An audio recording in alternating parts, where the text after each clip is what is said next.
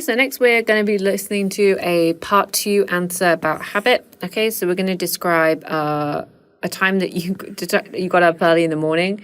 When did it happen? What did you do? Why did you get up early? And how did you feel about getting up early?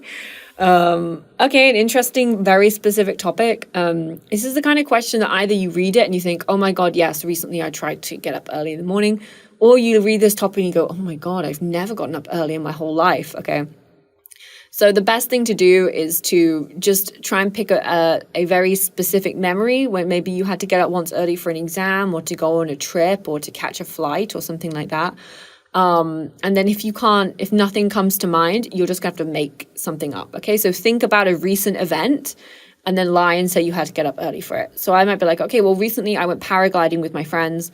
I had to get up early at 5 a.m. to catch the bus to go to the town. Okay, I didn't really have to wake up early to catch the bus, but I really did go paragliding with my friends. So then you can use that to adapt to your answer. Okay, so that's a good trick for people who might see this question and then go, oh my God, I've never gotten up early in my whole life. I don't know what to do. Okay, so let's listen to see what this candidate did. I'm going to tell you about my recent habit, which is getting up early in the morning. Since a month ago, I made a habit of getting up early, like 4:30 or between 4:30 and 5 a.m., which is ungodly hour, And it's just because of the sitting IELTS exam. I have been preparing to study abroad, so I need an IELTS exam score. And, due to the lack of time, I don't have much time to prepare IELTS exam because I have to go work every day, 9 to 6, so yeah. So I decided to get out of my comfort zone, like getting up early, which is very promising method to get my extra time. At the very first beginning, it went well, surprisingly. I felt huge confidence and gained a sense of accomplishment, so I felt really good. So I felt that I could sustain this habit.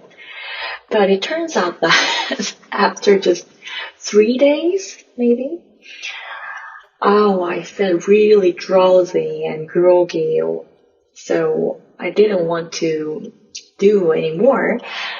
So, but I couldn't quit to make this habit because I have no time. So I just decided to add some other tasks like stretching out and meditation before studying. And it turns out pretty well, so I feel refreshed after those stuff. So I just keep up with this habit and I feel good enough. Okay, well, a very nice answer.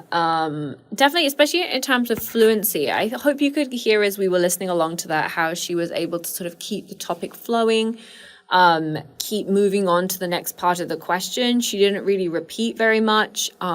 She had a plan for what she was going to tell in the story.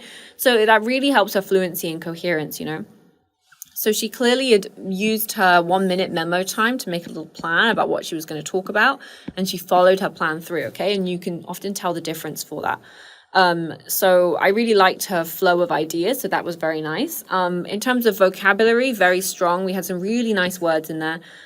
She referred to getting up as the ungodly hour, which is a very native speaker phrase. That's something like my mum would say, like, what are you doing calling me at this ungodly hour, Rachel? Okay, so it's a kind of a native speaker phrase to use to mean basically a time of the day where not even God is awake because it's too early. She used phrases like drowsy and groggy to describe how she was feeling in the morning. Again, groggy is a really good word to use. It's very British. I don't know any Americans who would say groggy. It's a very British word. I woke up and I was feeling so groggy, meaning just like, oh, I'm so tired. Like that's what the feeling of the word is. So some really nice specific vocabulary. I really like she used a really nice sentence, which was she said that she gained a sense of accomplishment from doing it. Okay, so this is a really nice phrase. To gain a sense of something, okay, is a very nice natural phrase to use. So I think that was a really good choice in her answer. She also had another really nice phrase that I liked, where she talked to get out of my comfort zone. Okay, so your comfort zone is where you feel comfortable, okay, your safety zone. But she was trying something new. She was pushing herself to do something that maybe was not going to be comfortable or easy. Maybe it would be difficult. Maybe it would be uncomfortable for her to do. So she said she wanted to get out of her comfort zone. So this is like a nice natural phrase, a good combination of words there, which I really liked. Also in terms of grammar, I thought she made some nice grammar choices. She talked about I have been preparing. So we had a nice use of tense. And then she talked about she was talking about change over time, something she tried to do in the past and then changed, and then how she feels about it now. So she had a nice range of tenses. The only small mistake that I had to pick up on was she talked about at the very first beginning.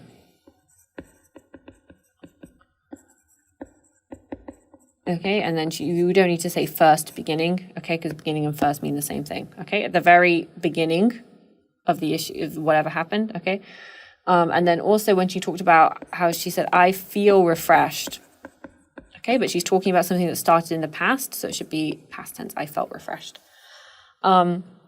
In terms of pronunciation, very clear, very understandable, very easy to follow. I can't spell clearly, I can't spell clear. But she had some of her pronunciation sounded British, some of her pronunciation sounded American. Like the way she talked about getting up at 4:30, she sounded very American when she said that, instead of 4:30, which should be a British way. 4:30, which would be kind of like American. But it was good pronunciation feature. And then the only word that she had slight difficulty was talking about was this word. Say it with me. Thought. Okay. She was pronouncing it more like thout. Okay, more like this kind of sound at the end. So that's just a word that I would remind this candidate just to be careful of. So it's one of those difficult ones because the th sound is quite challenging for non-native speakers. So we're going for thought, ought, o. So do that or sound. I'm pulling my lips together, or I'm sticking out my chin, thought. Okay, and then I'm bringing everything back. And my tongue is also going forward, thought. Okay, and touching the bottom of my teeth, thought. So that's the word I would ask her to check on. Overall, I thought this was a really good answer. Very fluent, very nice. So pronunciation, no problem. I would give a 6.5. I would just want to see a little bit more intonation, a little bit more up and down rising in what she says. So like at the very beginning, giving a little bit of emphasis. I gained a sense of accomplishment. So a little bit more emphasis sometimes in her words can help. Vocabulary, I thought was great. I would want to give her a 7 for that. In terms of grammar, range, and accuracy, again, we're hitting that sweet 6.5 range. In terms of fluency and coherence, I thought it was really great. Okay, so overall, I would, if I'm being really strict, I would probably say 6.5. But some generous teachers might want to give a 7. But I thought that was a really good answer, coherent, easy to understand, nice vocabulary. I thought very strong.